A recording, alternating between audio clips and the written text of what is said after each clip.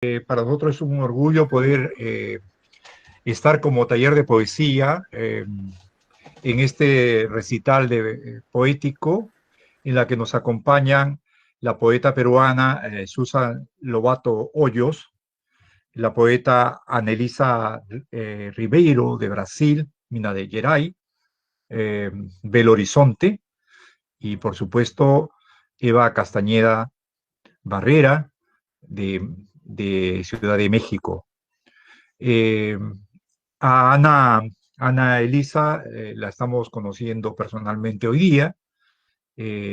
Seguramente va a ser motivo de una larga amistad. A Susan la conozco que ha sido mi alumna en escritura creativa. Y a Eva Castañeda, por supuesto, que nos conocemos por los trabajos académicos que desarrollamos con la UNAM. Eh, Nos acompaña nuestro querido poeta Marco Marto, a quien agradecemos, y por supuesto los estudiantes también del taller de poesía. Este recital es un recital que se realiza en vivo y pasa también por la TV de nuestra facultad. Es decir, a través del Facebook se pueden conectar los que deseen o pueden ingresar de manera libre a este portal. Eh, ha habido alguna dificultad para comunicarnos con Roxana, pero seguramente se integra. Sin mayor preámbulo, quisiera brevemente presentar a cada una de las poetas. Eh, Susan Lobato es lingüista y, por supuesto, este mes egresa de escritura creativa.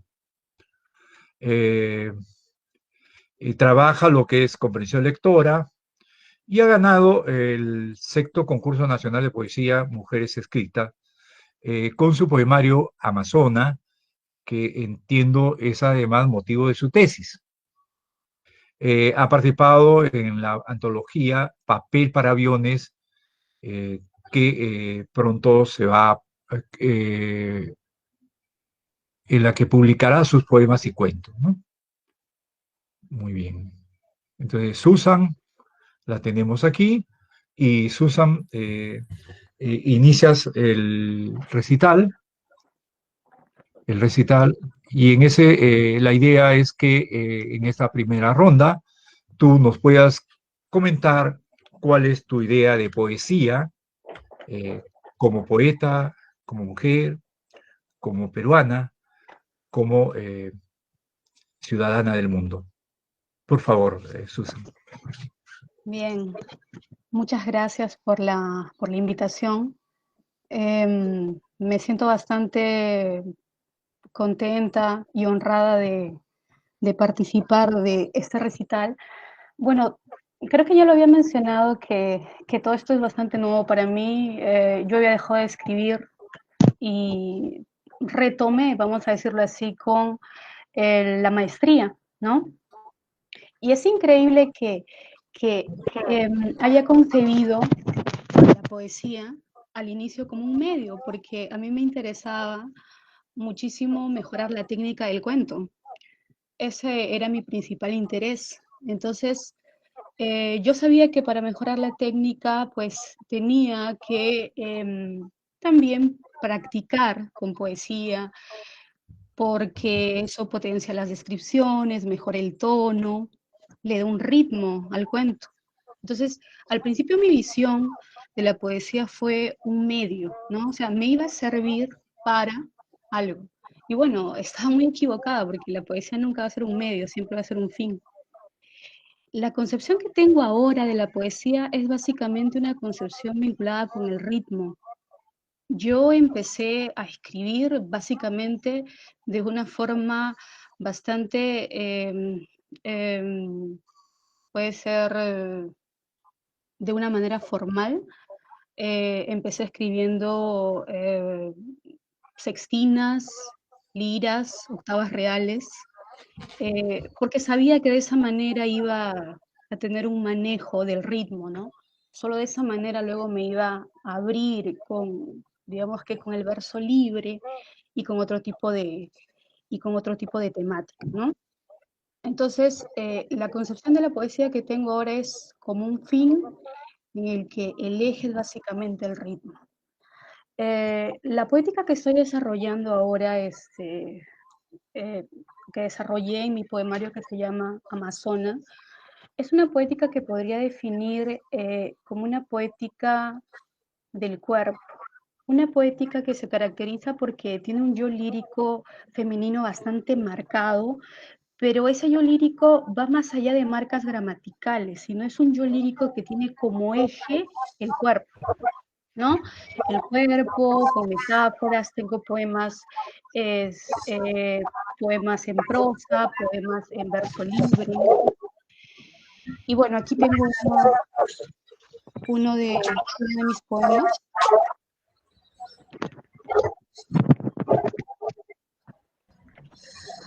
Cuerpo. Aún me cobijo en los cuerpos que he amado y toco con la punta del deseo el ayer perdido.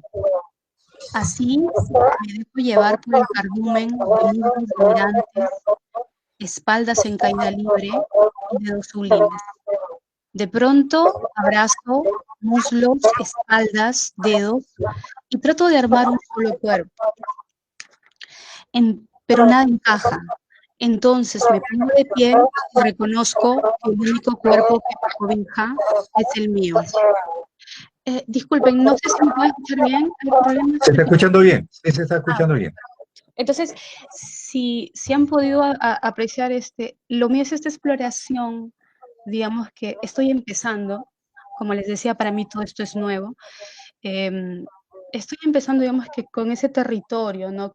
Con el que puedo iniciar o puedo reconocerme, ¿no? Que sería esta poética del cuerpo. Y bueno, eso sería básicamente. Gracias, Susan. Y ahora tenemos la presentación de nuestra poeta Anelisa Ribeiro. Ella es de la ciudad de Belo Horizonte, en Minas Gerais, Brasil.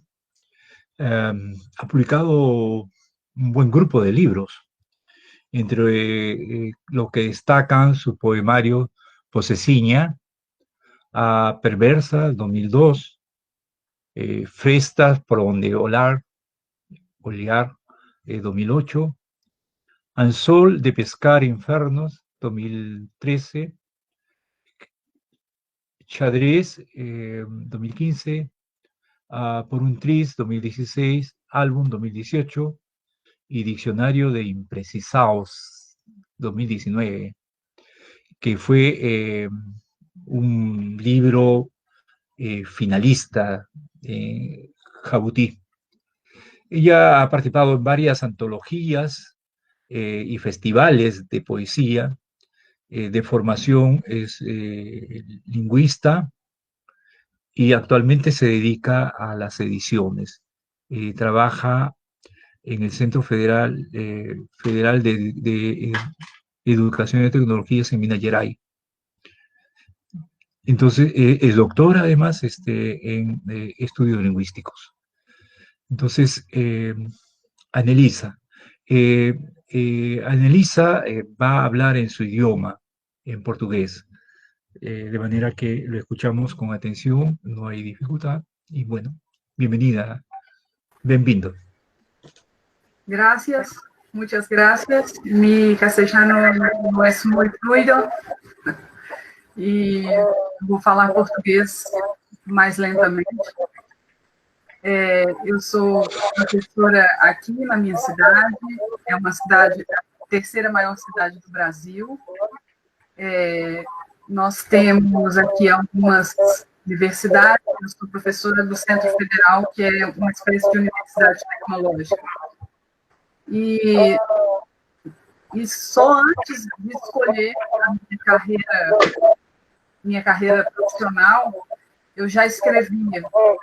E tinha a intenção de publicar livros desde muito jovem. Então, a minha primeira publicação foi em 1997, primeiro livro. E dessa época até hoje, eu publiquei muitos livros. Sim.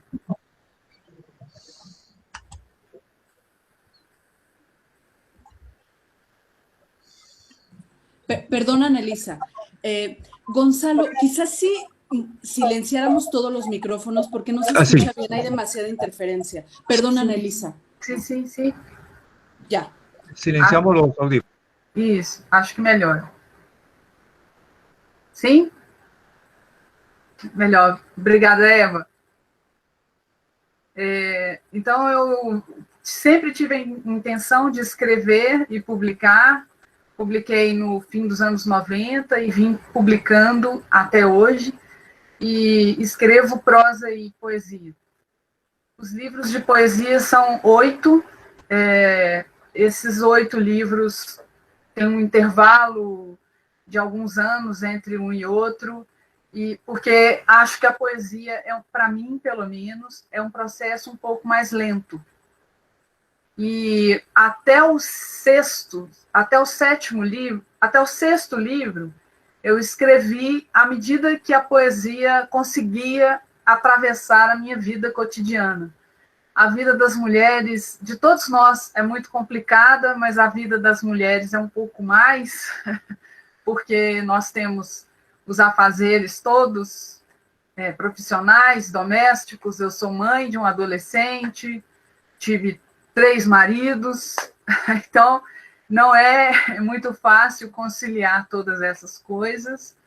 E a poesia era um momento que eu resguardava, que eu salvava no meio dessa vida corrida. Então, eu fui publicando poesia lentamente, fui escrevendo lentamente. E até o 6º livro, eu recolhia poemas escritos ao longo de um tempo, fazia uma edição fazia uma seleção desses poemas e compunha um original que se transformaria em um livro. Foi assim com todos eles, até o 7º livro, que é esse, tá, que eu vou ler um poema, que é de 2018, e eu fiz um processo diferente. Eu parti da ideia para escrever os poemas. Então, eu não deixei os poemas virem ao longo do tempo. Eu quis fazer uma homenagem aos álbuns de fotografia da minha mãe. A minha mãe sempre gostou muito de fotografia, e ela fez... Nós somos 4 irmãos, e a minha mãe fotografou as nossas vidas, desde o nascimento, e fez para cada filho um álbum que conta toda a nossa história pelas fotografias. E ela sempre disse que essa era a única herança que ela deixaria para cada um de nós. Ela está viva, mas ela disse que quando ela morrer, nós vamos até em casa buscar esses álbuns com as nossas vidas.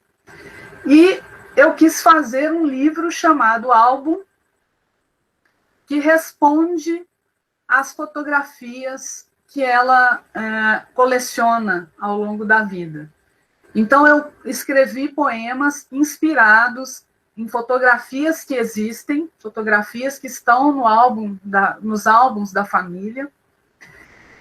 Depois comecei a fazer poemas sobre fotografias fotografias que não dão certo, fotografias impressas que saem borradas, saem tremidas, que as pessoas não olham para a câmera, olham para fora da câmera.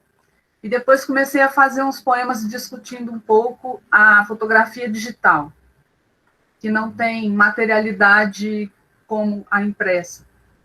Então, esse livro ganhou um prêmio nacional quando ele ainda era um original, e foi publicado em 2018 por uma editora independente muito interessante aqui do Brasil, chamada Relicário. E depois dele eu fiz um outro com uma ideia parecida, chamado Dicionário de Imprecisões, que é uma espécie de brincadeira, um jogo com a imprecisão das palavras em qualquer dicionário. Então, é um dicionário inventado, com palavras sentidos aleatórios, sentidos afetivos para palavras difíceis, como, por exemplo, definir saudade, definir filho, definir paixão, essas palavras que são passíveis de muitos sentidos, como qualquer palavra. Talvez o meu lado linguista afete bastante a minha vida de poeta. Eu vou ler um dos poemas do álbum. É um poema inspirado numa fotografia que existe, mas nós não incluímos as fotografias no livro, justamente pensando que o leitor precisa imaginar, precisa ter liberdade para pensar essa imagem. -2. 7 irmãos e irmãs, quase abraçados, tímidos no ato da fotografia. Meio posados, meio não, muito limpos em suas roupas bem passadas. 5 moças, 2 rapagões, orgulhosos de suas calças suspensas. 7 irmãos e irmãs na fotografia, em cima do piano. As 2 irmãs, mortas em acidentes, continuam limpas e desafiadoras.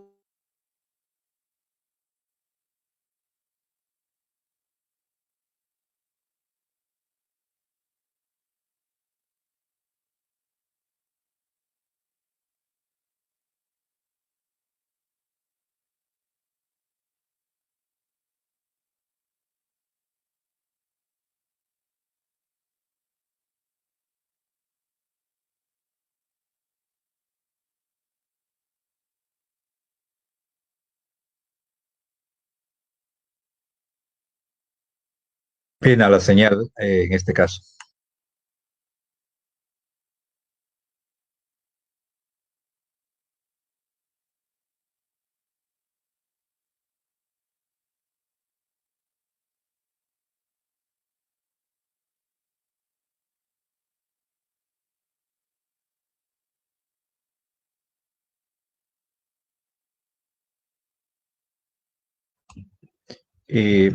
Le damos la oportunidad a Ana Elisa para que retorne, ¿verdad? Le esperamos un momento, seguramente va a retornar en este instante y con eso volvemos, seguramente a entrar. Se le fue la señal ahí.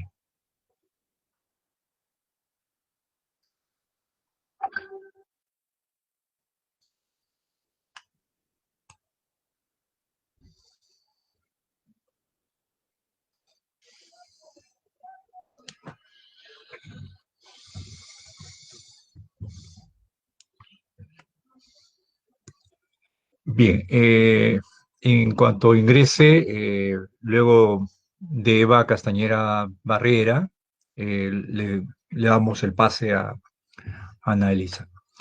Eva, allá está acá. Hola, Ana Elisa. A luz, é a Sí, chuva. sí. A luz faltou. Você pode continuar. Então, 7 irmãos e irmãs na fotografia em cima do piano. As 2 irmãs, mortas em acidentes, continuam limpas e desafiadoras sobre o negro piano fechado. Os demais, irreversivelmente, envelhecem. É isso, obrigada. Bueno. Bien, ahora voy a invitar a Eva Castañeda. Ella es escritora e investigadora mexicana, licenciada en Lengua y Literatura, hizo su maestría en Letras y doctorado en la Universidad Nacional Autónoma de México, donde es investigadora asociada al Centro de Investigaciones sobre América Latina y el Caribe, el CIAL. Es de los jóvenes críticos que comparten con Jorge una propuesta y fundadores de un seminario de investigación de poesía mexicana contemporánea, que es algo que debiéramos acogerlo también como un asunto a desarrollar, ¿no? Hemos escuchado en varias ocasiones sus propuestas, me parece sumamente interesante. Ella se ha especializado precisamente en el estudio de poesía coloquial mexicana y de América Latina contemporánea. Eh, Ha publicado sus poemas y artículos y reseñas en diversos medios, eh, y hasta hace poco fue jefa de redacción del periódico Poesía de la UNAM. Eh, Su poesía es una poesía coloquial, de tono vanguardista y por momentos sorprendente, ¿no? Entonces, sorprendente y sorpresiva para el lector. Entonces, Eva, te dejo el uso de la palabra. Bienvenida. Muchas gracias, Gonzalo. Pues hola a todas y a todos. Primero agradecerte, Gonzalo, el espacio. Creo que yo siempre aprecio la posibilidad de hablar con estudiantes, ¿no? Sobre poesía, porque si ustedes lo piensan, de todos los géneros literarios, que por lo demás cada vez se van diluyendo más, es decir, una novela comparte características con el ensayo, con poesía, todo se imbrica con todo, pero de todos los géneros, uno de los menos populares es sin duda la poesía. Creo que esto de a poco ha ido cambiando y a veces tenemos nociones un tanto conservadoras. Gonzalo, tu micrófono creo que porque está generando... Ya, gracias. Ajá. Sí, les decía, la poesía como este género poco popular, a veces poco leído por los estudiantes, eh, porque, claro, acercarnos quizá a una novela o a un texto narrativo requiere por parte del lector o lectora una serie de características que pueden ser inclusive no más sencillas, pero su naturaleza es distinta del discurso poético, que leer un poema. Recuerdo en la facultad un profesor nos decía, cuando estamos leyendo una novela y alguien nos pregunta de qué se trata, podemos explicarlo, pero cuando estamos leyendo un poema y alguien nos pregunta de qué se trata, ahí estamos un poco en aprietos, porque eso no es tan sencillo. Es decir, la naturaleza del lenguaje poético va por otro lado completamente. Quizá más difícil, quizá requiere de otras complejidades, en fin. Gonzalo decía que además, y esto es algo que siempre menciono porque me parece que es importante, además de mi labor como académica, estoy también como en este espacio de lo creativo. Y por mucho tiempo se creyó justamente que la academia y lo creativo estaban completamente disociados o divorciados, o que quien estudiaba una carrera académica por alguna razón no podía escribir. Sin embargo, esto no es así. Al menos en México, digamos, este divorcio o esta separación se agudizó, ¿no? En años atrás. Hoy día me parece que no, que entendimos que no, que de alguna manera podemos dialogar académicos con creadores y yo un poco me muevo en los dos espacios. Entonces, lo menciono porque ustedes justamente están haciendo eso, por un lado haciendo una carrera académica y por otro lado también quizá escribiendo o acercándose a la escritura desde un lado más creativo, no necesariamente académico. Y creo que es importante decir que ambos espacios se complementan, no están peleados. A veces me preguntaban, es que el hecho de ser académica y escribir artículos académicos no se vuelve de repente un lastre cuando te quieres acercar a la escritura creativa, en lo absoluto. Al contrario, me parece que uno ha enriquecido al otro y creo que Susan y Annelisa pueden dar cuenta de eso también porque las dos están en esos espacios. Lo menciono, insisto, porque ustedes, las estudiantes, los estudiantes, están en ello ahora mismo. Luego Gonzalo preguntaba, ¿cómo entendemos cada una de nosotras nuestro quehacer poético? Susan hablaba un poco del ritmo, por ejemplo, ¿no? De cómo se acercó quizá a las formas más clásicas, y luego Annelisa hablaba de las imágenes, ¿no? Este libro álbum, como la fotografía, la palabra. Por mi parte, como mencionabas, Gonzalo, me he decantado por el lenguaje coloquial, que eso es lo que me interesa. Es decir, ¿qué es el lenguaje coloquial? Es ese lenguaje cercano al habla cotidiana. No me ha interesado quizá ir a un lenguaje mucho más rebuscado, mucho más críptico, lo que no quiere decir que entonces me vaya por un lado facilón, porque ese justamente sería lo contrario, es decir, hay un trabajo con la forma, hay un trabajo con la escritura. En cuanto a temas, me interesa también lo más inmediato, es decir, lo más cotidiano. Hoy día creo que traigo una reflexión muy permanente en torno a la historia, la política y la literatura. Me parece que es una triada que hoy día está presente porque además vivo en México, un país que tiene muchas virtudes, pero también es un país atravesado por la violencia. Y eso de una u otra manera ha permeado mi escritura, la mía y la de muchos de mis contemporáneos.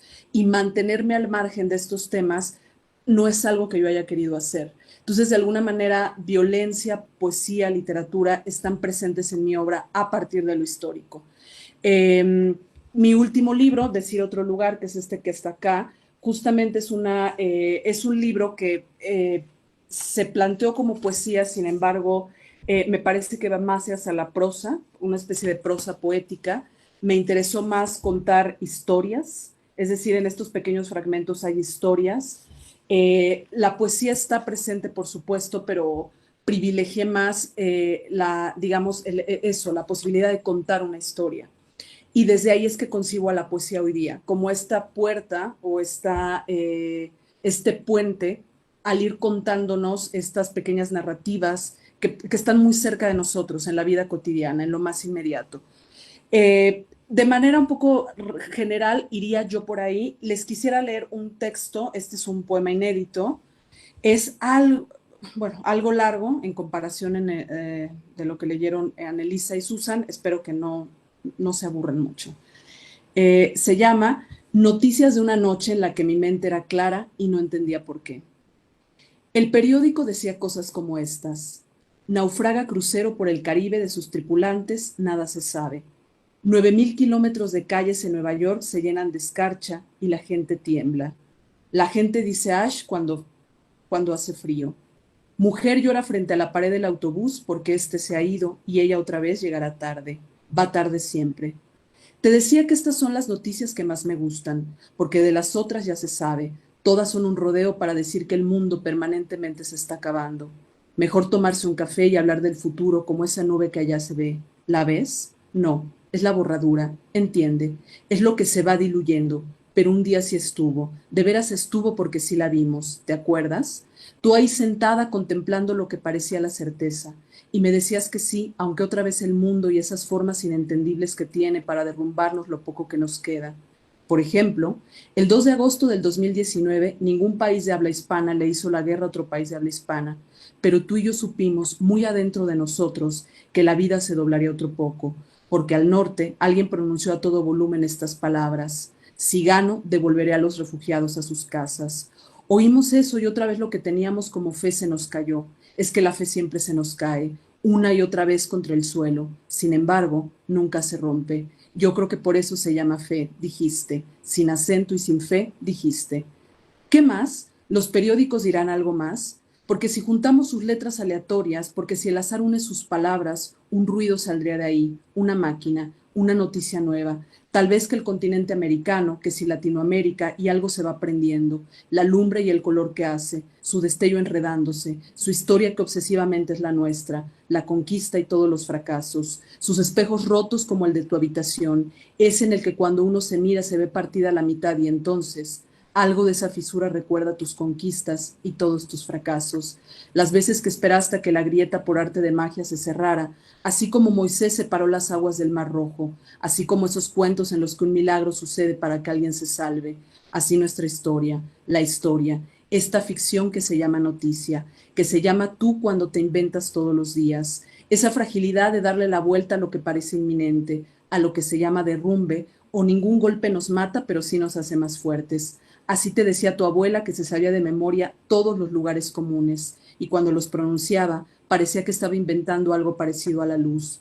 Pero acuérdate, ¿dónde dejaste ese libro que decía cosas sobre la vida y sus desvaríos? Doblaste la página 28 y dijiste: esto nos recordará siempre nuestra historia de guerra, la que no ganamos porque tenemos tan pocas virtudes. ¿O tú qué crees? ¿Soy la única que ves tú así? ¿La única que no le cree nada a este presidente que parece un sapo? ¿La única que para hablar de esta pérdida también habla de la historia, que si lo piensas es lo mismo? Óyeme lo que te voy a decir. El otro día, cuando desperté muy temprano, pensé en todas las cosas que debemos abandonar: la penumbra, los días en los que uno camina lenta y desgarbada, el cochambre en los trastes y las mentiras de los políticos. Salvaría la ficción que somos y la noticia esa que hablaba de un crucero que naufragó por el Caribe. Hablaría contigo para contarte cosas como estas, así de simples, históricas, inconexas. Eso haría. Hasta aquí el poema y hasta aquí mi participación. Gracias.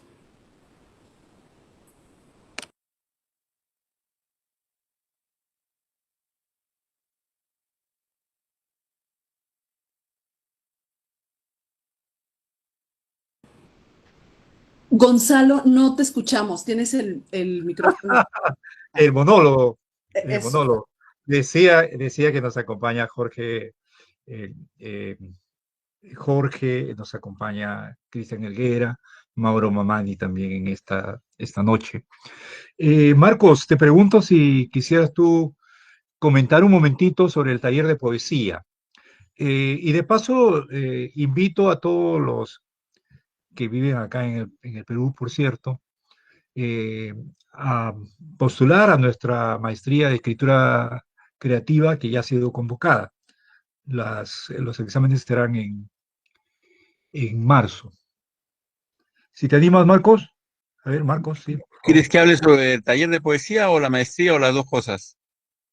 Si quieres las dos cosas, Marcos. Bueno, el antecedente principal es la existencia de talleres de poesía. Ahora están en todo el mundo, pero hace 40 años era difícil abrir un taller de poesía en una universidad porque los profesores creían que la universidad forma críticos y no poetas o narradores. Y había una resistencia muy grande. Pero Washington Delgado, que fue el autor de la iniciativa, un poeta muy destacado de la generación de los años 50, digamos, logró abrirse paso y se crearon talleres en San Marcos que tienen 40 años, más o menos, de taller de poesía, taller de narrativa, taller de teatro, y también ha habido taller de guiones, y por último se han contagiado los críticos y hay un taller de crítica, ¿no? También hay un taller de crítica. Bueno, que lo cual está muy bien, porque, porque los profesores a veces hablan y no enseñan cómo se hace la crítica en la práctica, y ese taller sirve mucho. Bueno, después nos enteramos que existían las maestrías en escritura creativa, estoy hablando de en décadas, ¿no? Especialmente en la Universidad de Columbia, en Estados Unidos, una maestría que viene en los años 50 e incluso tienen el doctorado. Un autor tan reputado como Henry Miller, fue doctor en artes escénicas por la Universidad de Columbia. Y también ha habido peruanos que han llegado por Columbia, como Alonso Alegría, un dramaturgo, hijo de nuestro gran novelista Ciro Alegría. Bueno, sabiendo eso, iniciamos o intentamos iniciar la maestría de escritura creativa, y otra vez hubo resistencia, digamos, de los académicos duros que decían, bueno, muy bien, pero esto es universidad y en la universidad se gradúan con tesis, porque nosotros pensábamos que como en Colombia o como en El Paso y en otros lugares, una persona podía graduarse con un libro de poemas, un libro de cuentos o una novela o una obra de teatro. Pero bueno, estaban muy intransigentes los otros profesores y entonces nos ocurrió algo. Bueno, esta es una maestría de escritura creativa, se exige reflexión sobre la poesía o sobre la narrativa, muy bien, pero ¿de qué van a reflexionar en esa maestría? No va a ser de la poesía de Vallejo o de Drummond de Andrade, tendrá que ser sobre su propia poesía o su propia narrativa. Y ese fue una especie de pacto con, digamos, con los que se oponían, y entonces ahora tenemos una maestría que, digamos, gradúa con tesis, pero la tesis consiste en un libro de poemas, un libro de cuentos, una novela, un guión de cine o de teatro y una reflexión crítica del propio autor de ese poemario o de ese libro de cuentos sobre aquello que ha hecho. Y claro, con todas las garantías académicas. Y así es como estamos ya tenemos varios graduados y que digamos, bueno, encuentran trabajo, la verdad. Estas maestrías dan trabajo y eso es lo que no sabían y es la maestría más exitosa de la facultad, me parece, por el número de postulantes, por el interés que despierta. Así que estamos muy contentos porque hemos hecho una alianza entre creadores y críticos que, digamos, por lo menos en el Perú es el primer caso. Ya hay anuncios de otras instituciones que quieren hacer también estas maestrías. Bueno, ahí termina mi intervención. Gracias.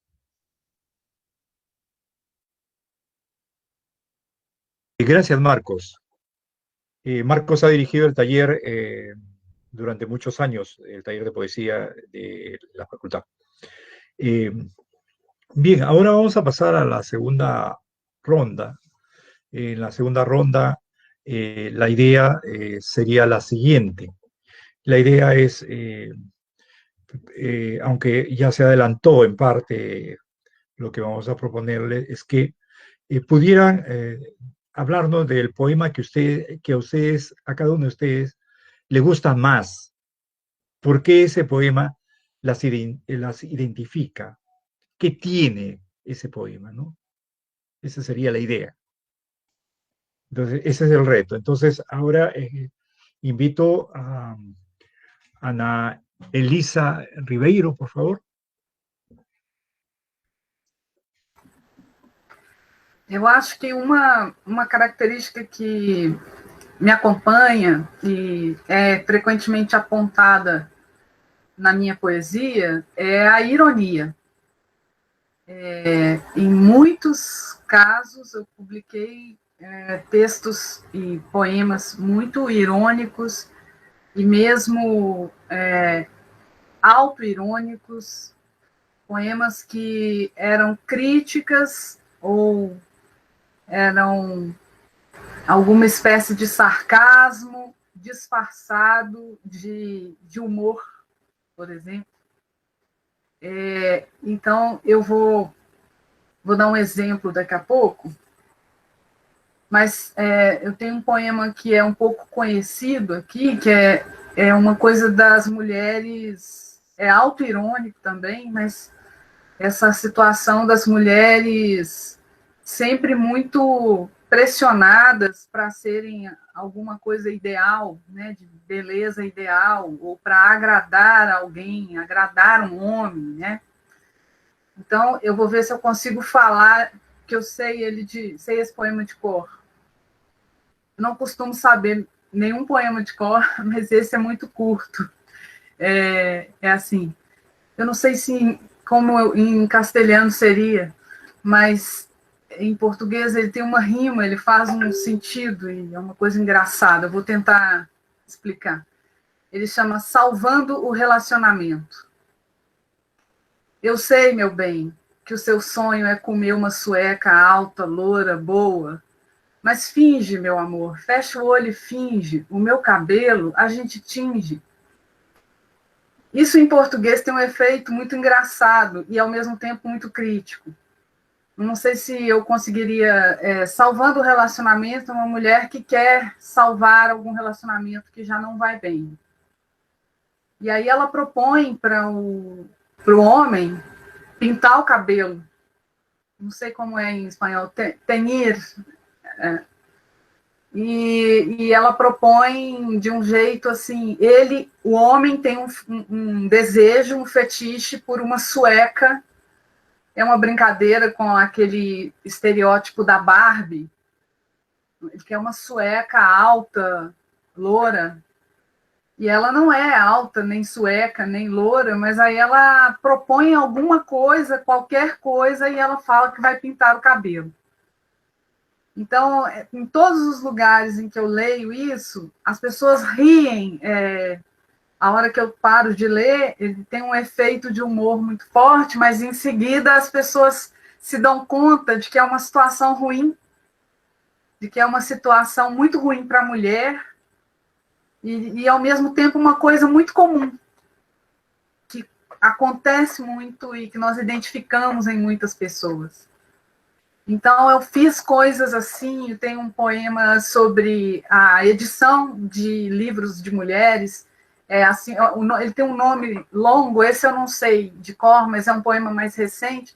É assim, carta do velho editor ao jovem colega. É um editor mais tradicional, mais antigo, mandando uma carta para um editor jovem. E o poema é uma coisa assim que esse editor jovem não vai mais conseguir esconder tanta mulher escrevendo, que vai ser muito difícil esconder porque já são muitas. Mas ele é rimado, ele é uma brincadeira que não é muito brincadeira também. Então, acho que isso caracteriza muito. Esses 2 livros mais recentes que eu disse, que são projetos, não são livros que vão se construindo, eles têm menos isso.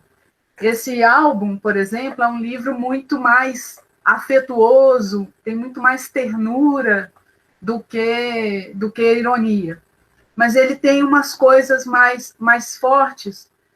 É o último poema assim que eu vou falar. Ele tem um poema, por exemplo, que ficou na 4ª capa, porque ele causa também um efeito. Ele tem o título Prenhez. Não sei se em castelhano é prenhez também, embaraço. Prenhez. Estava grávida naquela foto. O filho não chegou a nascer. A foto nos mantém à sua espera. Eu não sei se vocês entendem esse, mas é a força que a fotografia tem de manter uma coisa que já não existe. E mesmo uma coisa muito dolorosa. Então, eu gosto de fazer em vários poemas tem essa característica da ironia, do sarcasmo, da crítica, e outros essa característica de um certo impacto da mensagem sobre quem lê. Eu gosto de fazer um poema que é compreendido, que as pessoas reagem a ele. E gosto de ler em público, participo de muitas situações em que lemos oralmente, falamos os poemas. Não sou dos saraus, dos slams, não sou, mas gosto de ver o efeito da leitura sobre as pessoas que gostam de ouvir poesia. Anelisa, lo último que acabas de comunicarnos, que hay un gusto, un placer por leer para el público, implica que cuando tú lees, ¿improvisas también? Não, Não. Normalmente leio mesmo, porque não tenho muita condição de improvisação, não sei fazer. Também não sou muito boa de memória. Eu não consigo memorizar muitos textos. Eu tenho colegas que falam sem ler. Falam, sabem os próprios poemas e sabem poemas de outros e conseguem falar. Mas eu não consigo. Eu gosto de ler o poema, trazer o livro para a cena, mas ler como se conversasse. Não é uma leitura muito teatral, nem uma leitura muito dramática. É uma leitura que conversa. Eu gosto de fazer esse tipo de performance. De alguma maneira, é uma performance também. Anelisa, ¿y cómo es tu relación con los poetas brasileños o los poetas en Minas Gerais? ¿Es tu relación solamente con poetas mujeres o poetas varones también? ¿Es intergeneracional? Muitos poetas do Brasil todo. Eu moro numa região muito central do Brasil, muito perto das capitais mais conhecidas, do Rio e de São Paulo, e tenho contato, a minha cidade é o meio do país, eu tenho contato com as pessoas no sul e no norte. Então, eu gosto dessa conversa, me desloco muito antes da pandemia, quando podíamos viajar, eu me deslocava muito, participava de muitas coisas. Aqui, as universidades também têm isso que Eva comenta, de um divórcio entre a criação e a universidade e a academia. Existe um pouco, mas é bastante possível fazer esse trânsito. No sul do país temos oficina de poesia bem conhecida, do professor Assis Brasil, ela é muito tradicional. Então, em algumas universidades conseguiram fazer isso que vocês fazem em São Marcos mais recentemente, mas já há alguns anos. E eu consigo transitar bem entre os eventos propriamente literários e os acadêmicos, embora seja linguista, não seja exatamente junto às pessoas da literatura. Essa divisão existe, linguística, literatura, como se fossem dois mundos, né? Mas eu conheço muitas pessoas em muitos lugares. Minas Gerais é um estado que produz muita literatura, muitos autores consagrados são daqui, alguns talvez o Guimarães Rosa, Carlos Drummond de Andrade, são autores que saíram aqui da minha cidade ou do meu estado. Então, nós temos uma tradição importante para a idade do Brasil, né? Eu estava pesquisando, todos vocês, pesquisando a Eva, pesquisando Susan, pesquisando a universidade, vejo que a universidade tem quase 370 anos, isso no Brasil não existe. Isso no Brasil, nada que con la Universidad Federal de Minas Gerais nosotros mantenemos una fluida relación. Sí. Los colegas de Minas Gerais están traduciendo a nuestros escritores peruanos, especialmente a narradores, y están por traducir, está traduciéndose ya la antología de poesía quechua contemporánea que hemos desarrollado como investigación. Una última pregunta, María Elisa. Me quedé fascinado por la idea esta de cómo tú reconstruyes un libro a lo largo de años, que son tus libros iniciales, y cómo fue ese inicio poético, cómo es que tú rompes el miedo para publicar. Foi muito mais difícil do que se eu começasse hoje, porque em 1990 e pouco, não tinha internet, não tinha nada disso que temos hoje. Então, eu sou de uma família de operários, não sou de uma família burguesa, meus avós mal sabiam ler, sou de uma família de operários de indústria têxtil, e não havia nenhuma tradição de artistas, de poetas, de nada. E eu não sei bem de onde eu tirei a ideia de que eu gostaria de ser uma escritora. Eu não sei, acho que porque me apaixonei por poesia. Me apaixonei por poesia ali na escola. E eu pensava que eu gostaria de fazer aquilo também, mas não sabia que caminhos levam alguém a poder publicar um livro, que caminhos levam alguém a escrever e ter um livro. Na época, o que eu podia pensar era que um livro tinha que ser aceito por uma editora, eram muito poucas editoras, e eu tinha que descobrir onde existiam jornais e revistas que eram todos impressos, não tinha nada eletrônico. Então, eu lia muito jornal, lia o jornal para procurar notícias sobre literatura. Eu gostava de ler a página de cultura dos jornais. E aí eu descobria, às vezes, pessoas que publicavam o que a gente chamava aqui de fanzine, que eram publicações precárias, e eu mandava pelos correios, era um pouco de cara de pau, que a gente fala, cara de pau. Eu escrevia alguns poemas e mandava pelo correio, e às vezes eu tinha uma resposta que me alegrava muito, e aquela alegria que eu sentia quando alguém me respondia sim, ou quando o meu poema era publicado em algum lugar, era uma alegria muito diferente de todas as outras alegrias. Eu sentia que aquilo era uma coisa que eu queria para a minha vida inteira. E eu tinha 17 anos, 18, 19, eu levava isso a sério. E ao meu redor as pessoas não levavam a sério, achavam que era alguma coisa de adolescente, uma coisa que depois ia virar, no máximo, um hobby, um passatempo. Mas eu sabia que não, que eu ia buscar aquilo na minha vida.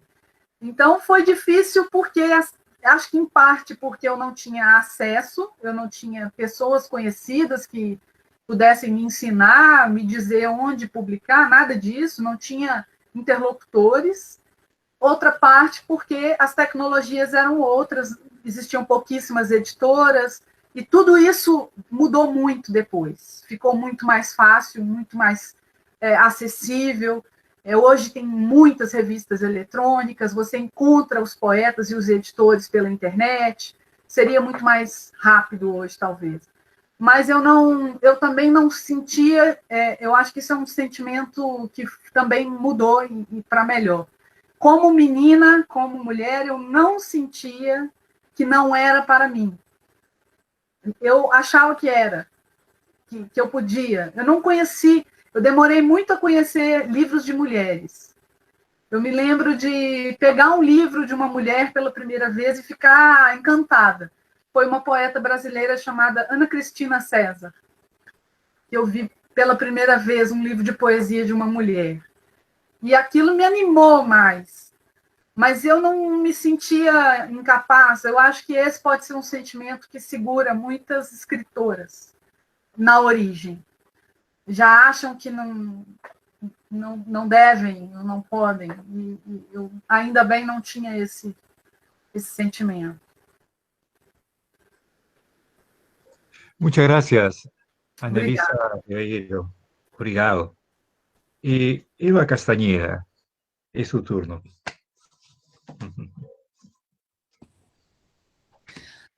Pues yo te diría, Gonzalo, que hace un momento mencionaba que me interesa mucho la relación entre la historia, la política, la literatura y específicamente la poesía. Y creo que a partir de ahí es que surge otra reflexión, ¿cómo decirlo? Es decir, a mí me interesa la forma también. Eh, la forma entendido como forma poética, forma literaria, si voy a acudir al verso, si voy a acudir a la prosa, si voy a acudir a un híbrido, que últimamente es lo que a mí me interesa, es decir, es esta mezcla entre lo... De hecho, estoy abandonando prácticamente el verso para ir cada vez más hacia la prosa porque lo que me interesa son contar historias. Entonces creo que es eso. Ana ahora mencionaba el tema de la ironía, del humor, que esa es otra cosa que a mí particularmente me importa. Pienso que a veces en la tradición literaria latinoamericana, no toda, pero buena parte de ella, ha privilegiado esta poesía, sobre todo la mexicana quizá durante mucho tiempo, privilegió este tono de lo solemne, ¿no? Lo formal, nos interesaban estos temas que hablan sobre la muerte, sobre la vida desde un lado grave, eso, solemne. Sin embargo, a mí me interesa explorar esa otra parte. Es decir, hace un momento también les mencionaba mi interés por lo cotidiano, por lo más inmediato, por lo aparentemente anodino. Y de ahí también un poco la ironía, quizá el humor, un poco el sarcasmo, porque creo que eso es importante para subvertir o para criticar inclusive. En ese sentido, me gustaría leerles el texto. No sé si es mi favorito, Gonzalo. Tú preguntabas cuál era nuestro poema, el que más nos gusta. Creo que eso sería muy complicado. Pero como taller de poesía, tú sabes que hay libertad, ¿no? Claro. Ahí no puedo... Sí, claro, claro. Pero es complicado quizá pensar en uno porque no lo sé. Y creo que me gusta mucho de lo que he escrito. Hay otros que menos también. Pero este es uno de los que más, al menos, me divierte quizá, que creo que eso es importante también. Y se llama, bueno, y acá contextualizo. Vivo en Ciudad de México, somos 25 millones de habitantes, entonces es un mundo de gente. Un medio de transporte alternativo es la bicicleta para transitar por vías que son, por lo general, que se hace tráfico y demás. Y entonces van los ciclistas, acá se les llama ciclovías. Yo conduzco, tengo auto, conduzco, no puedo con los ciclistas. Entonces escribí un poema para manifestar mi odio absoluto a los ciclistas. Y este poema creo que de alguna manera ejemplifica lo que les decía, un poco el uso del humor o de la ironía, del sarcasmo para subvertir una situación completamente anodina, si ustedes quieren. Y dice... Detesto y no quiero, pero detesto a los ciclistas con sus llantitas ridículas y un casco que jamás, jamás los salvará del golpe. Detesto su calma y ese aparente esfuerzo por llegar. Deberían construirse un mundo en el que todo fuera un simulacro, en el que aunque pedalearan muy rápido, nunca, nunca llegaran a ninguna parte. 100 kilómetros por hora, una bicicleta nunca, las bicicletas no, porque hasta hace apenas unos meses yo tenía miedo a casi todo, el espanto por la vida, lo fatal. Ya un filósofo danés se ocupó de la angustia, ya otros filósofos lo hicieron también. Ninguno habla de las bicicletas y es falso que exista algo como filosofía de las bicicletas. 100 kilómetros por hora, no entiendo los mapas, tampoco lo que de esta frase cuelga. Me arrepiento, dejé de hacer o hice, una lamentación, algo tardío. Conduzco y a los lados, enfrente, arriba, cosas pasan, conduzco. Es que la vida no es metáfora de nada, menos de algo sobre ruedas. La vida no tiene ruedas y si las tuviera, no sería una bicicleta. Pensaba en el sentido, luego las preguntas, ¿por qué estamos aquí? ¿Qué es la vida? ¿Quién soy yo? Pensaba en el sentido y era sentido contrario, no me di cuenta, viene la infracción. Una bicicleta pasa libre, una bicicleta, yo que no puedo con ellas. Luego mis disertaciones, reflexiones, ideas sobre esto y aquello. Pero las bicicletas van ligeras sin preguntas ni infracciones y el sentido seguirá ahí para quien decida tomarlo, contrario o no. Es que la vida no es metáfora de nada, menos de algo sobre ruedas. La vida no tiene ruedas y si las tuviera, no sería una bicicleta. Hasta aquí el texto. Y no sé, Gonzalo, insisto, si es mi favorito, porque creo que yo no tendré un poema favorito mío, pero sí es uno al menos de los que más me divierte. O sea, me parece que es una manera de acercarse a la poesía desde un lado más lúdico, no necesariamente solemne o desde esta formalidad con la que estamos tan acostumbrados a veces a ver el texto poético. Ujú. Sí, me llama la atención porque es algo así como antipoesía, ¿no? Pero más que eso es el reto de cómo convertir lo anonadino, lo no trascendente, en algo poético, que realmente es un reto, que es muy complicado, ¿no? Sí. Siempre ha sido complicado. Pero quisiera preguntarte, entonces, eh, ¿cómo estarías imaginando a estos nuevos proyectos poéticos en el que lo poético, o la poesía, acaso se está abandonando o más bien estás prestando te estás prestando a otros géneros? Es que yo creo, Gonzalo, que la noción de poesía ha cambiado.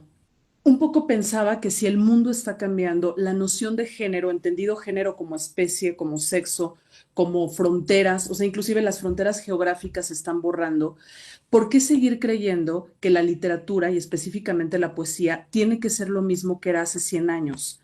Me parece que no, que a veces la idea con la que nos acercamos a este género suele ser desde una, noción muy conservadora, muy tradicional, porque además prácticamente decimos lo que debe ser la poesía, es decir, que debe de rimar, que debe de tener metro, eso es la poesía clásica y es una forma de poesía.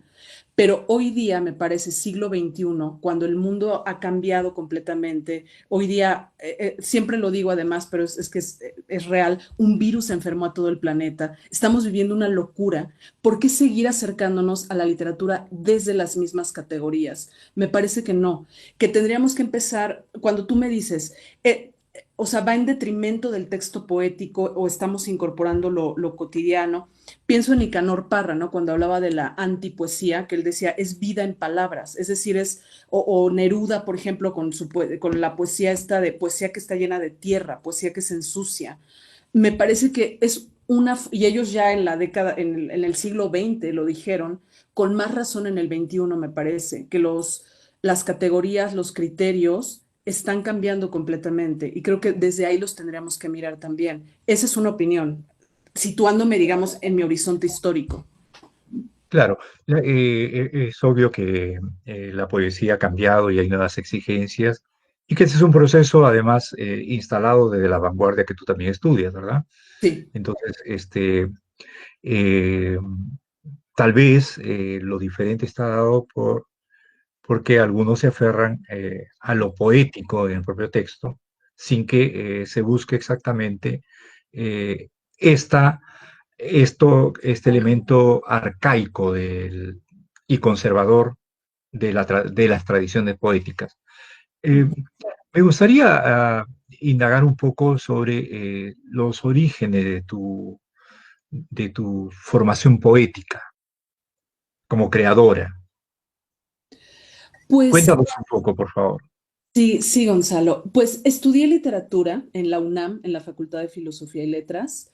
Eh, Ocurrió eso que tú has dicho y que Marco Martos decía ahora, cuando entramos a la universidad, se encargan de decirnos y recalcar que estamos ahí para estudiar literatura, para ser críticos o estudiosos de la literatura, no escritores.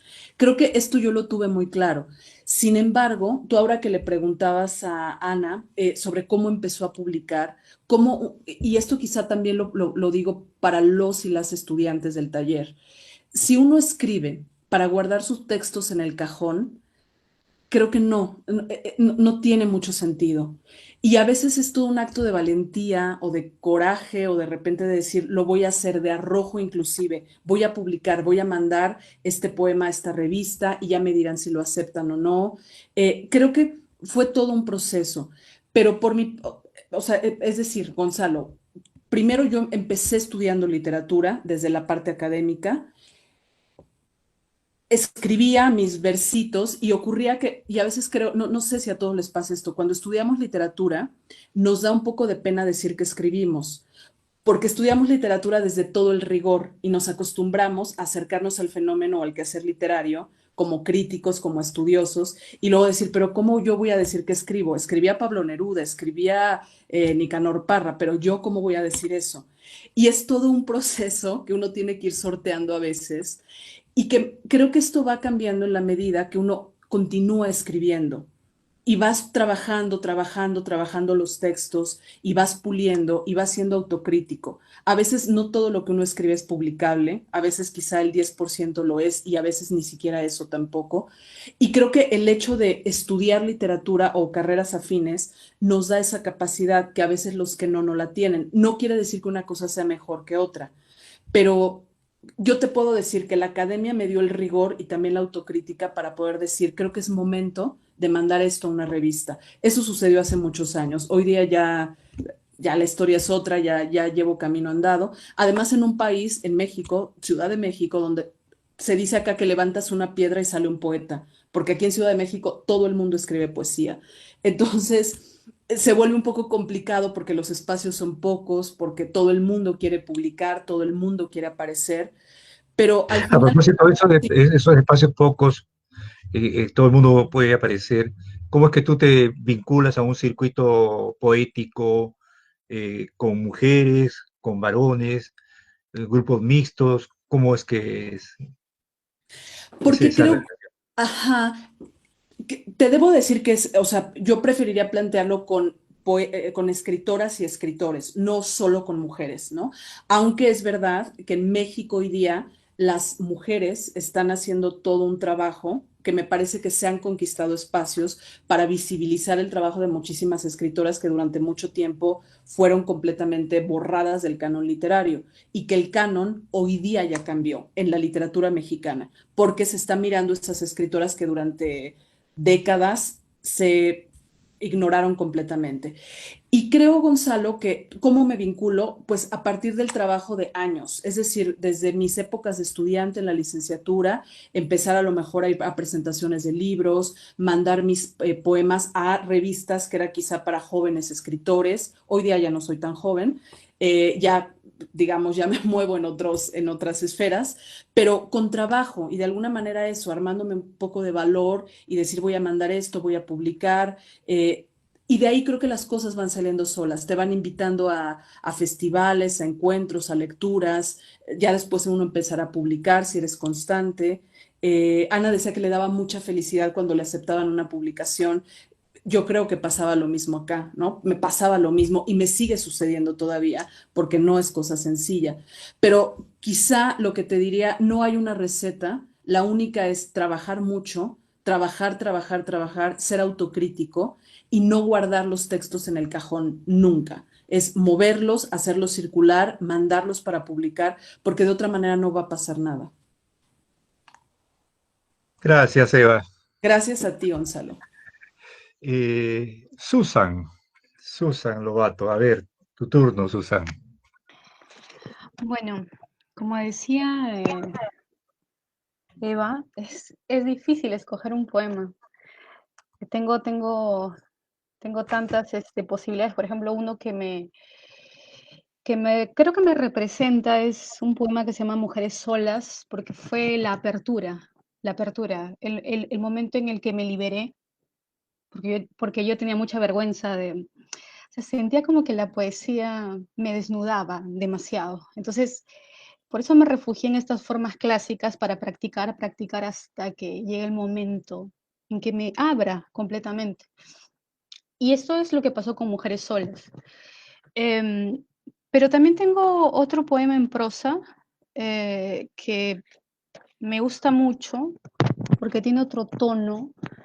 Y es cierto lo que comentan sobre el canon poético, que ha cambiado, sí, se ha cambiado.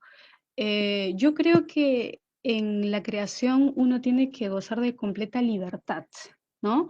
Libertad. Si quieres crear de forma clásica, bien. Si quieres, digamos que romper los moldes, también. Pero yo encuentro que la poesía tiene esa naturaleza enigmática, ¿no? Eso que se puede captar intuitivamente, pero quizá no se pueda poner sobre escrito. O sea, cuando escuché el poema de Ana, pese a que no esté en castellano, puedes sentir ese dolor de la pérdida a la que hace referencia. Cuando escuché el poema de Eva, eh, sentí, porque yo también odio a los ciclistas, o sea, comparto ese odio, y lo sentí. Entonces yo creo que lo común es eso, el tono. O sea, hay algo ahí, pero que tiene que ver con la naturaleza enigmática, que no tiene que ver con las formas clásicas conocidas, como la rima, y no necesariamente con una temática, sino con transmitir eso. Y no siempre vas a transmitir amor, odio, desolación. No, no, también puedes transmitir impotencia, también puedes transmitir incluso terror, ¿no? Entonces, yo creo que está vinculado con eso. Y bueno, he escogido este poema en prosa, que fue como una respuesta a un poema de Teresa Calderón, que se llama Instrucciones para amar a un ángel. Yo escribí una versión femenina dirigida a los hombres que se llama Instrucciones para ignorar a un arcángel. ¿Bien? A ver.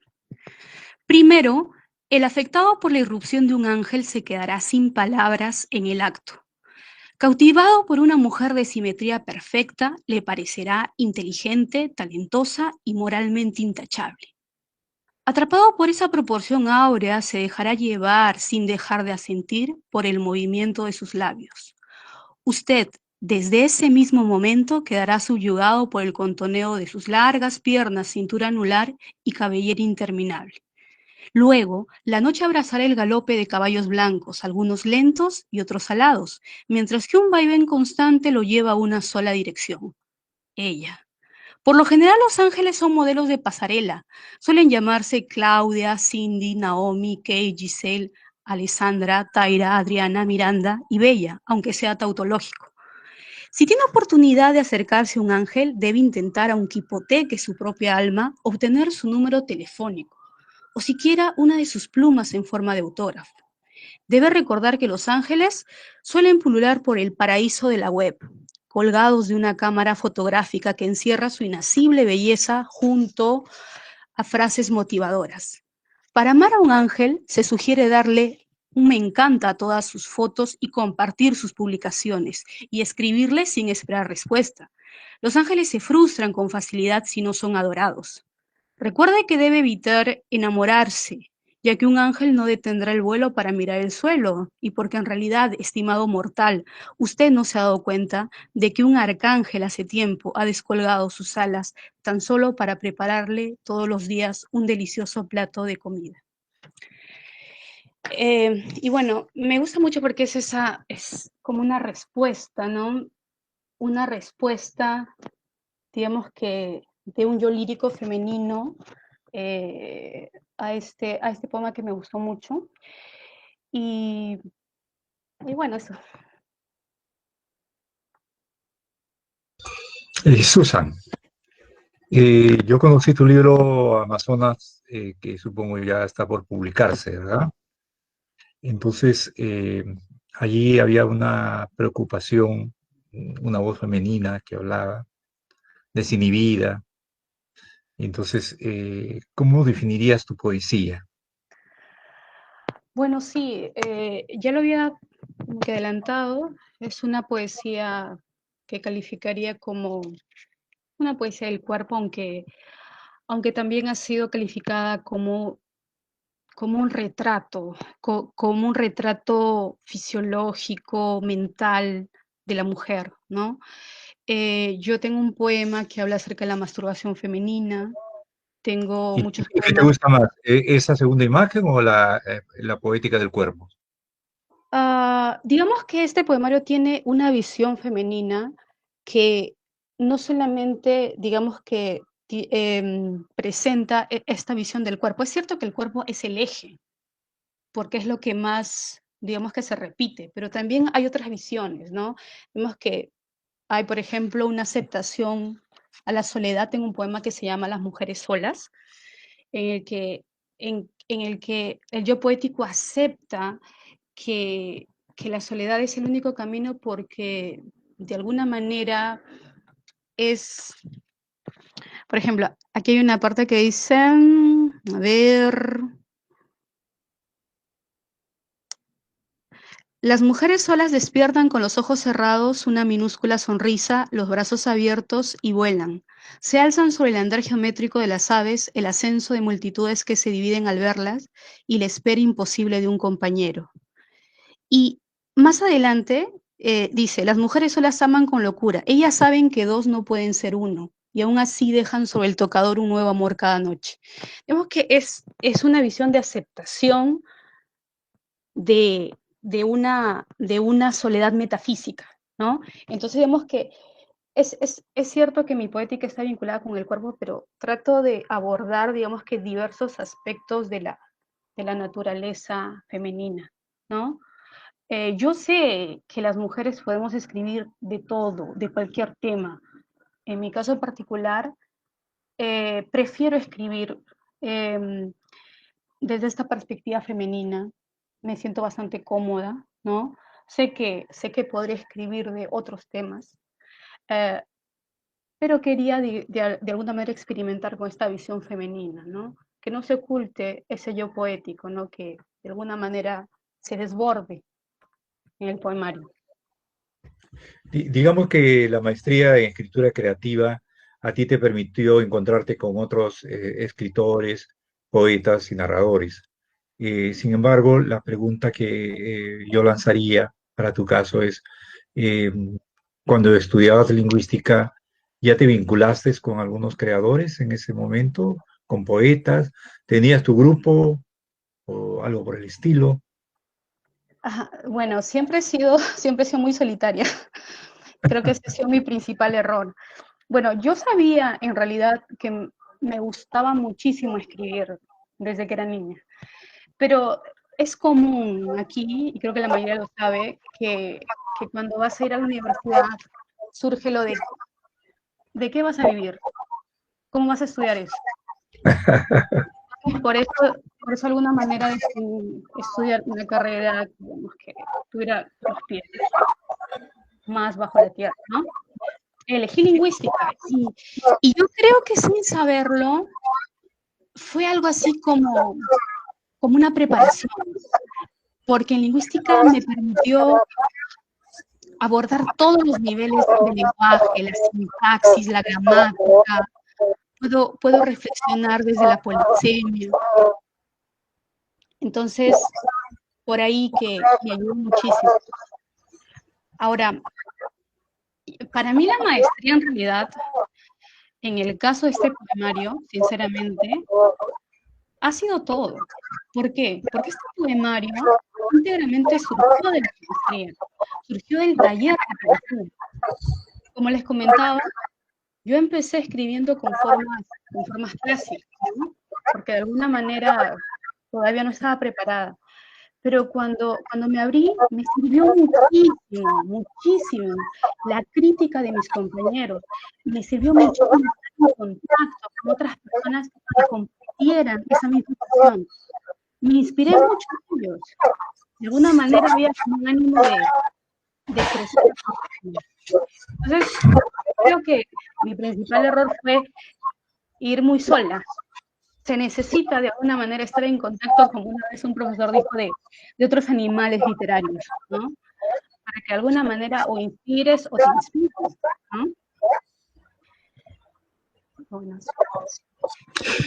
Gracias, Susan, un abrazo.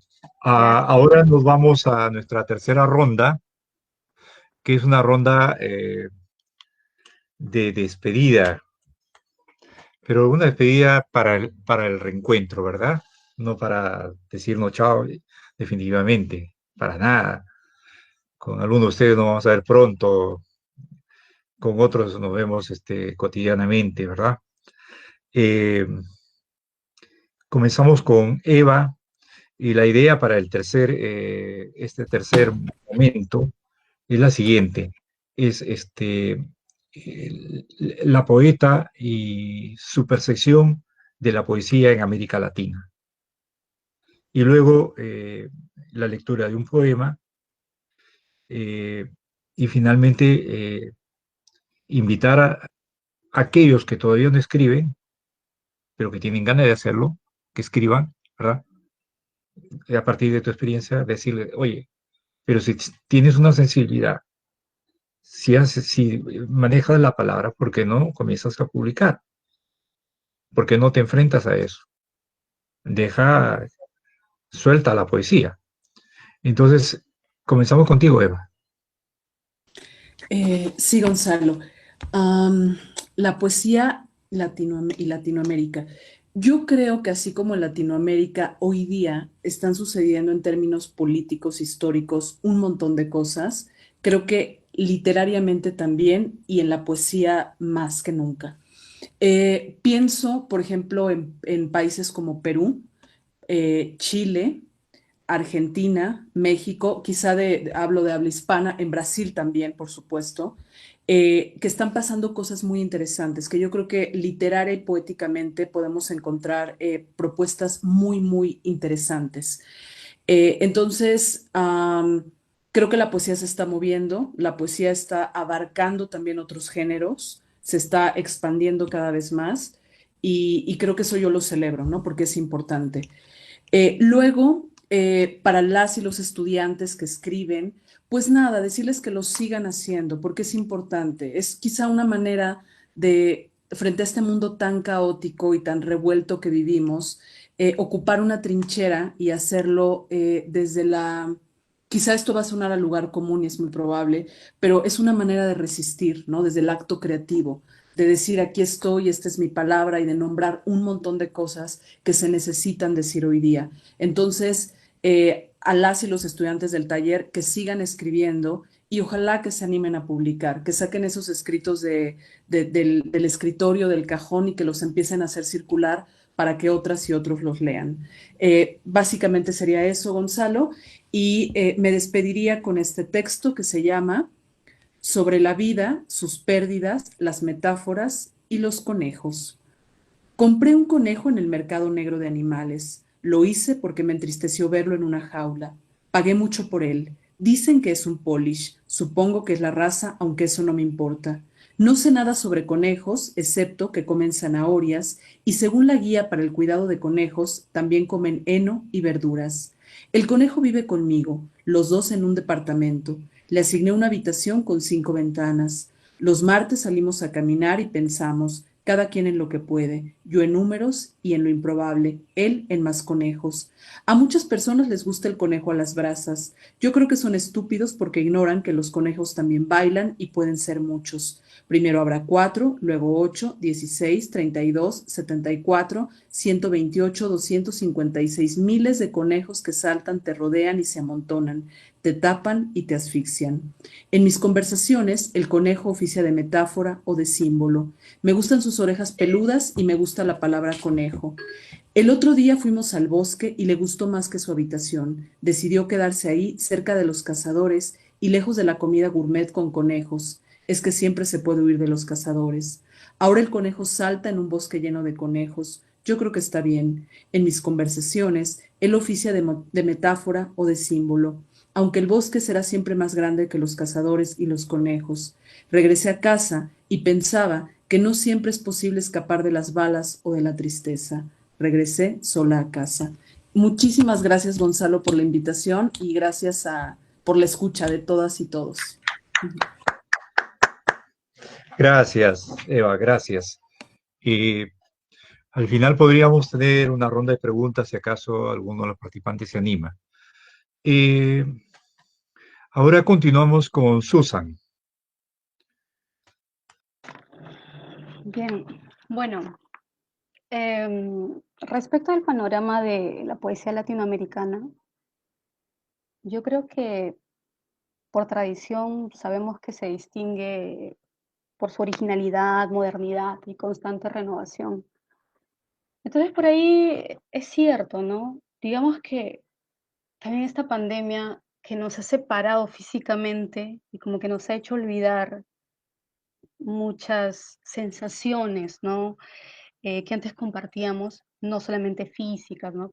No solamente nos ha separado físicamente, ¿no? Sino también creo que emocionalmente. Y yo creo que es cierto que la poesía, creo, no sé por qué siento que en esta época la gente ha leído más poesía. No sé si ha sido por el encierro o por la soledad. Yo he devorado muchos libros porque, porque de alguna manera era esa búsqueda, ¿no? De sensaciones, de tonos que están presentes en los poemas, ¿no? Quería recordar cómo es cuando, cuando podía sentarme en un parque, ¿no? O cuando podía salir con mis amigos. Esa sensación solamente es capturada por la poesía. Ahora, ¿cómo lo dices? La forma en la que puedes expresar eso, pues depende de cada uno. Y, y me parece increíble que todos de alguna manera tengamos una voz propia. Yo sé que cuando se inicia, pues siempre hay poetas a los que queremos emular, ¿no? Pero en esa búsqueda vamos a encontrar nuestra propia voz. Y como dijo Eva, es una forma de resistencia, sí, pues es una forma de resistir como individuo, en realidad. Entonces ahora les comparto uno de mis poemas que se llama Orgasmo. A ver, Orgasmo. Espera, orgasmo. Sigue erizando cada hierba sombría, reptando por este vientre vacío, dividiendo lagos torneados. Aún no, orgasmo. Fluye sobre cascadas de sal, revolotea sobre golondrinas gozosas y anida en este monte, que yo te alcanzaré como se alcanza una mariposa, o un suspiro dormido, o un campo de lirios abiertos por los vapores de un sustantivo ya hecho carne. Bueno, ¿qué les puedo decir a los poetas, a las personas que escriben? Que no importa lo que hagan, no van a poder escapar de esto. Así que mejor escriban. O sea, no van a poder escapar. Yo lo he intentado y no se puede.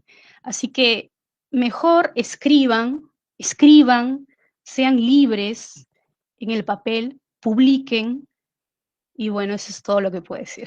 Gracias. Muchas gracias por la invitación. He aprendido muchísimo. Muchas gracias por escucharme. Gracias. Gracias, Eva. Perdón, Susan. Gracias, Susan. Ahora a Ana Elisa Ribeiro. Eu tenho tentado acompanhar a produção poética latino-americana e nós, no Brasil, não temos outra opção, temos que acompanhar em espanhol e por isso dependemos de tradução quando queremos conhecer alguma coisa, publicar no Brasil. Então, o mercado editorial brasileiro está mais preocupado com o romance, com a novela. Então, tem traduzido muita novela, principalmente argentina, chilena, mexicana. Eu acompanho isso, e a poesia fica atrás. Nós temos que conhecer poesia de outras maneiras. Eu tenho acompanhado mais de perto a Argentina e a Colômbia. mas gosto de ir a certos eventos em que é possível encontrar pessoas de outros países, de vários países, e manter um vínculo para acompanhar essa produção em língua espanhola e, se possível, trazer alguma coisa para o Brasil.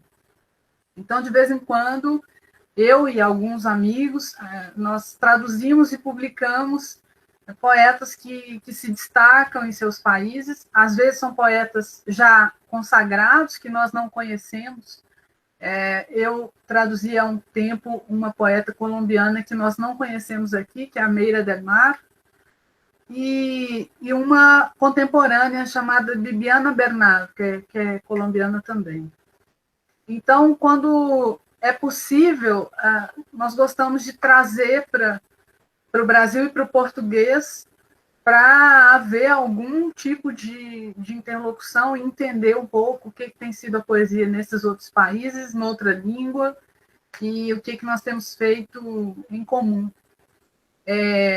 Já que o mercado editorial tem outras preocupações. Eu vou ler um poema que eu enviei para o Gonzalo, um poema inédito, que já foi feito na situação da pandemia, um pouco recente, mas do início da pandemia, que chama Lista de Desfazeres da Pandemia. Não faço ideia de como isso ficaria em espanhol. Que lista aqui é um... O que é lista para vocês? É uma enumeração? Enumeração, né? Sí. Un listado. Isso. Listado de desfazeres en la pandemia. Da pandemia. 3 abraços. Da avó, da mãe e do aluno, que também não virá enfrentar esta sala onde hoje, além das lêndias, habitam apenas nossas ausências. Escolher maçãs e uvas no mercado da esquina, à espera de encontrar algum paraíso entre as frutas. Por ora, não iremos, e as frutas permanecerão sob a placa de perigo. Evitar as mãos das pessoas, mesmo que pareça grosseiro, e as mãos são agora como flechas envenenadas. Os beijos ficam para a próxima encarnação. Muito obrigada pelo convite. Eu adorei conhecer vocês, estar com vocês aqui. Bien, muy obrigado, como dice Melissa. Muchas gracias a Eva, a Susan, que han asumido esta invitación con mucho agrado y ha convertido en este espacio un espacio de conversación y divulgación de nuestra poesía en América Latina. Como les dije al inicio y también como les escribimos, la idea es que pudieran alcanzarnos 2 o 3 poemas para el relanzamiento de la revista Escritura y Pensamiento de la Facultad de Letras. Entonces, vamos a estar a la espera de ello. Esta es una revista que se va a lanzar en el mes de marzo. Hace un rato estuvo acá el director de la revista, pero se retiró. No hay problema. Y no sé si hay alguna pregunta, comentario de alguno de los jóvenes del taller. Si quisieran hacer algún comentario. Hola, Gonzalo, ¿qué tal? ¿Cómo están? Hola. Yo no soy del taller, pero voy a hacer una pregunta. ¿Qué tal? Buenas noches, Eva, buenas noches, Crítico Ana. Y creador también. Buenas noches, Susan. Lo conocíamos más como creador que como crítico que como creador, pero recientemente se ha revelado. Hay que sacar de a pocos los materiales que están ahí. Buenas noches, Gonzalo, buenas noches, profesor Marco. Yo tenía 2 preguntas, en realidad. Bueno, muchas gracias por los poemas. Y una pregunta que tenía era primero para Eva y para Susan, y luego otra pregunta que voy a hacer para Annalisa. Para Eva y para Susan me quedo pensando mucho en la cuestión de que más allá de que un poeta de repente pueda estar un poco aislado, digamos, siguiendo esta visión de un poeta que trabaja más solo, creo que también de alguna manera el poeta se ubica en un contexto, ¿no? Y hay satélites, hay lecturas. Entonces eso me lleva a pensar para las dos, tanto para Eva y para Susan, si pueden también brindar un pequeño panorama o en todo caso hablar desde su posición con poetas contemporáneos. ¿Cómo es esa relación con las nuevas corrientes de repente que hay en México, que hay en Perú? De México no conozco mucho de poesía, estoy más al tanto de la narrativa, ¿no? La narconovela, las nuevas cosas de Luiselli y de Brenda Lozano. De poesía, de repente, si Eva puede dar un panorama de cómo tú te ubicas frente a esa generación, a tus contemporáneos. Y en el caso de Susan también, porque claro, ahorita yo lo que veo desde mi postura, ¿no? Más bien siento que una movida que está muy en onda ahora es esto que se llama el transbarroco, ¿no?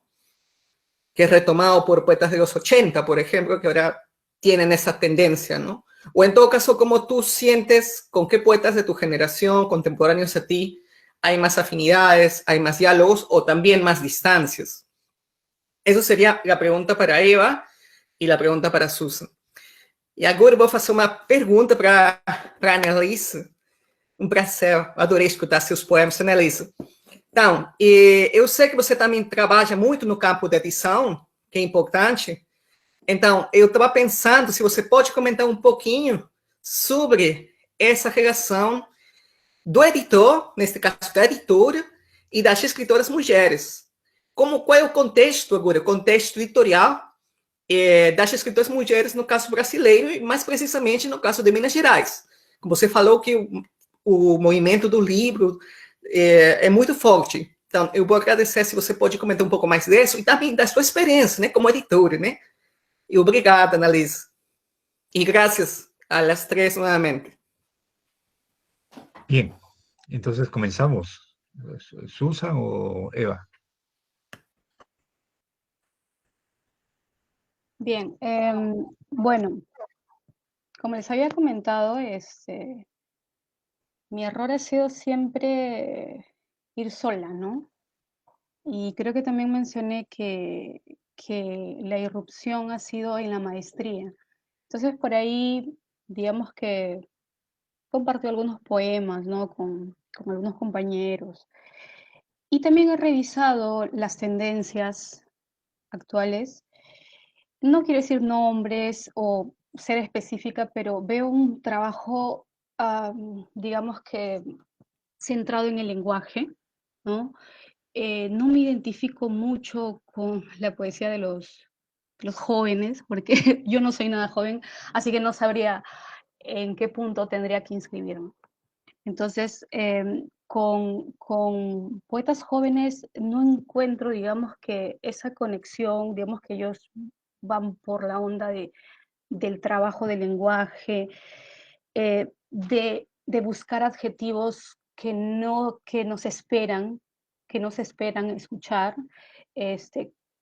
Creo que el fondo como que no está muy desarrollado, más que no muy desarrollado, pasa a segundo plano.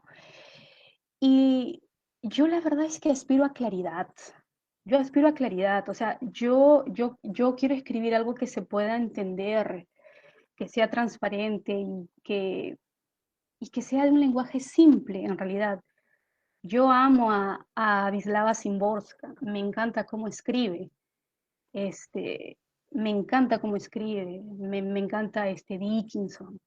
Entonces yo no encuentro, digamos que en, en los chicos que por ahí tienen 20 o en la gente que sería de mi generación, digamos, cronológica, no encuentro un punto en común. Tampoco soy de seguir tendencias, ¿no? Yo sigo pensando, siempre voy a pensar que pues cada uno busca su estilo y no tienes por qué inscribirte porque esta es la onda para escribir. No, digamos que lo mío es como que al contrario, es ir como hacia el pasado. Mira cómo empecé escribiendo liras, sextinas, o sea, ¿quién hace eso, Dios mío, para empezar, ¿no? Así que yo creo que cada uno tiene que buscar el punto en el que va a abrirse como poeta. Si te sientes identificado con alguna de las tendencias, pues bien, dale. Yo no me he sentido identificada con ellos, no he sentido esa conexión, porque pese a ser lingüista, no me gusta, digamos, que tanta, ese lenguaje tan barroco, ¿no? Y también porque trato de que cuando escribo, la poesía siga cierto ritmo, ¿no? Quizá eso cambie más adelante, no lo sé, pero creo que soy una isla. Eso es lo único que te puedo decir. Gracias, Susan. Anelisa, por favor.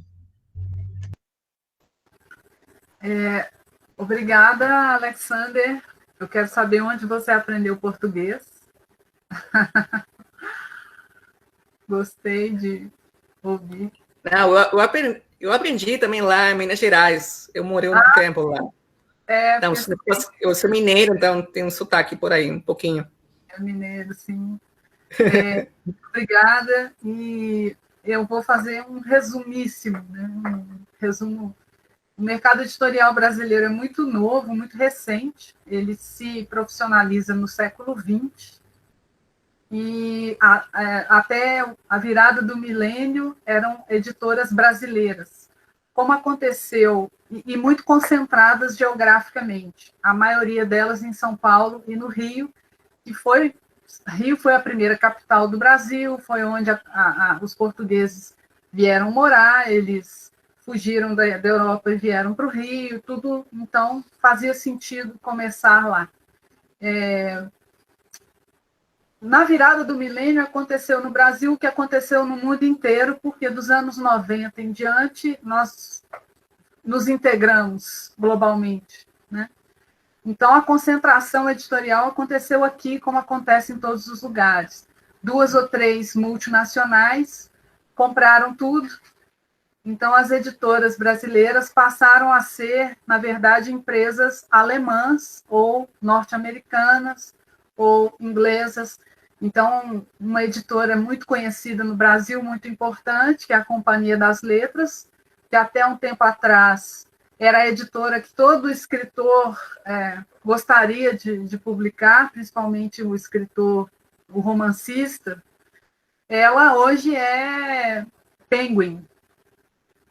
E isso vai mudando muito o perfil do tipo de publicação, vai perdendo um pouco a personalidade e virando uma multinacional.